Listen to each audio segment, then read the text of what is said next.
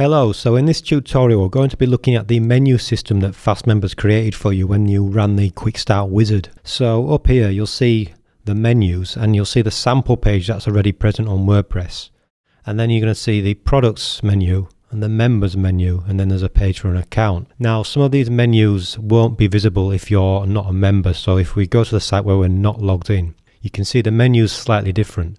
We've got the products menu, and we've got a link to a login page, but there's no members menu. So let's go back and look at the site again where we're logged in. So this is what the members are going to see. And these menus can be changed dynamically based on various settings. So we're going to look at those settings now. So we're inside the WordPress site, and this is the list of pages that have been created when you ran the Quick Start Wizard. And you can see here there's a number of pages. So let's look at the first page in this list, which is confirm. Now we didn't see the confirm page in the menu because that's been hidden, and I'll show you the settings here. So down at the bottom of the page you can see the Fast Member settings. Now this hasn't been added to a product because it needs to be visible to people who are not logged in, but it doesn't need to be in the menu, so the actual setting here is always hide from menus. So as you can see where we're not logged in, the page isn't visible in the menus, but if you visit that page it's accessible. And then again on the site where we are logged in, again it's not visible, but it is accessible to anybody who visits it. So if we go back to the page list and then we look at some of the other pages, so the product pages, these have been structured basically with a parent page of products, and then there's some child pages which are the actual products. So if we visit the parent page, you'll see some blocks that have been added to this page, and there's a block here for the products, and this can be adjusted as needed. We can change the columns and we can change which products appear in here.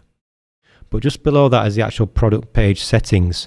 So you can see the page hasn't been added to any products because it needs to be visible to all members who visit the site. And it's not hidden from the menus because it needs to be accessible as well. But let's compare that to the actual pages where members access their content. So if we look at the members page, again we'll see a block here for the products, but this is based on the products that have been purchased.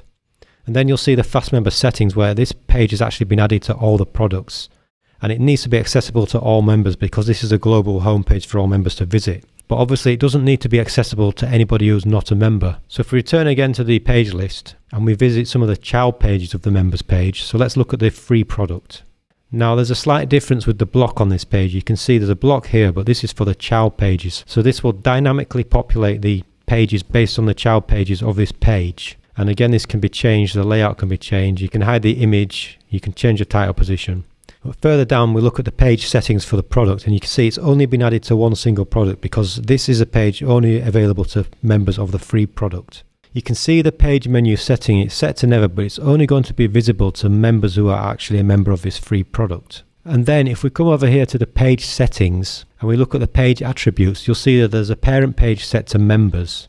And then if we come back into the page list again and actually visit the child pages of the free product, again you'll see the block content, and then down here we've got the Fast Member product settings. You'll see it's added to the free product like the parent page, and it's not hidden from the menus, so obviously this page is accessible to only members. But then if we look at the page attributes, you'll see the parent page is a free product, and then we have here an order, so this is page number 1. So if we take a look at the site again and we look at the members menu and then we look at the free product, you'll see the list of product pages here. So these are all in order based on that order. So 1, 2, 3, 4, 5. The order is based on the order that's added in this box. So if we go back to the pages again and look at the last page in that menu, as you'd expect, it's an order number 5. So this order determines the order that they appear in this menu here.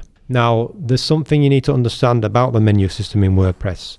This menu system is dynamically updated based on how the default WordPress menu system works. To fully understand how this works, we really need to look at how the menus are customized. So if we go to the customizer and we go to the menus section, and if we create a new menu and we set it to the primary menu, it's going to replace this menu that's up here. Because there's no menus on this site, WordPress is defaulting to its default menu structure. And obviously the page hierarchy is taking in effect, and the child pages and parent pages, and you can see the structure that Fast Member created for you. But if we added a menu to the primary menu and we gave it a name,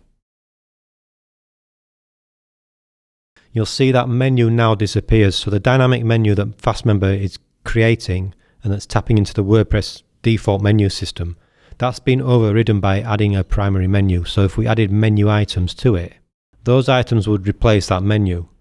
However, if we uncheck the primary menu and set them to the secondary menu, our dynamic menu would actually return. So it depends how you want to structure your menus in your site, but you need to bear in mind that this menu is automatically generated by WordPress, and FastMember taps into that system and will dynamically update it for you based on the page hierarchy and the child pages and the page order.